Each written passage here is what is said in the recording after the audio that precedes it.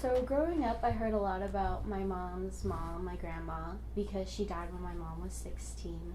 And so she told me a lot about like how she was very conservative woman and she was very superstitious. There's a lot of things where like she believed that if something happened, like you would die. When I was about like a teenager, my mom told me about this cup that my grandma had made for her. It was the Burt Reynolds cup, and it was made by her cousin Barb because she owned a ceramic shop. And at the time, Burt Reynolds was like the sex symbol of like the 70s. It wasn't made until 1982 when my grandfather died. And after that, she started spending a lot more time with like cousin Barb and Aunt Bessie. And so she had the cup made for her. My mom told me it probably wouldn't have been in the house if her dad was still alive. So she had it displayed in the house in her whatnots, which are like the term for like the pretties or like every other display that you have in the house, so like vases and like mugs and stuff.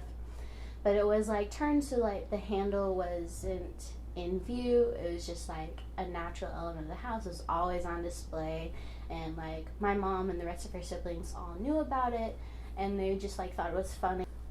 She finally showed it to me when I was a teenager, probably like 17 or 18, not too long ago.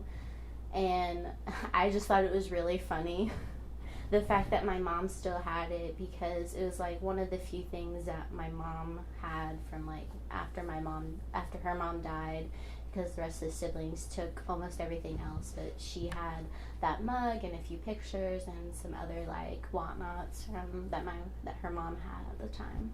So this is the cup. As you can see, it's very like inconspicuous from this side, but when you turn it, the handle is a man's genitalia.